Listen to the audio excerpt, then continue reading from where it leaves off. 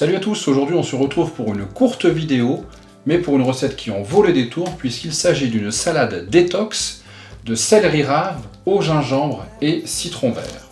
Alors pourquoi détox? Eh bien, si vous vous souvenez de ma recette de boisson au gingembre et citron, on retrouve ces deux ingrédients, plus de 40 composés antioxydants pour le gingembre, et côté citron vert, un pouvoir de ralentissement de la vidange gastrique, c'est-à-dire le moment où les aliments passent de l'estomac à l'intestin, et donc une réduction du pic glycémique. Qui dit réduction de pic glycémique, dit pouvoir de satiété plus important et plus longtemps. Et c'est une bonne transition pour parler du céleri rave. Le céleri rave, plein de fibres, va produire ces mêmes effets de satiété, sans oublier toute la partie bien sûr bon transit et bien-être digestif. Que dire des grains de grenade qui, au-delà de leur apport gustatif glucidique, vont aussi apporter un pouvoir antioxydant qu'on ne présente plus, qui est même plus puissant que le thé vert.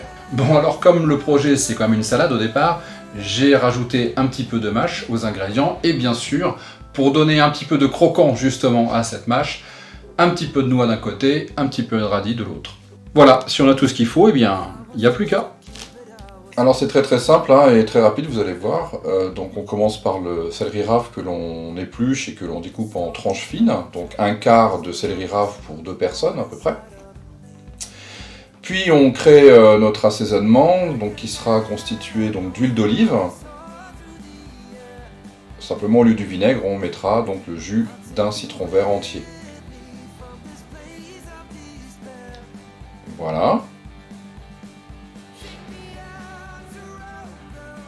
Mélange éventuellement, effectivement, et puis on ajoute à peu près 1 cm, allez 2 cm de gingembre râpé, alors, selon vos goûts. Après ça dépendra bien sûr de combien d'assaisonnement vous allez mettre dans votre assiette après. On coupe les radis en rondelles, si c'était à refaire je les ferais un peu plus épaisses pour que ce soit un peu plus croquant. Et puis les noix pour le croquant aussi bien sûr, mais aussi pour leur apport en oméga 3. Les fruits oléagineux sont riches aussi en acides monoinsaturés. Couplé à l'huile d'olive qui elle est riche en oméga 6, on est sur un couple parfait. Et voilà, c'est déjà terminé en fait. On n'a plus qu'à se servir sa petite assiette en mélangeant finalement tous les ingrédients. Ce que j'aime bien dans cette recette, c'est qu'elle est super colorée, donc elle est super appétissante, et puis évidemment elle est excellente, sinon je ne prendrais pas la peine de la filmer en vidéo.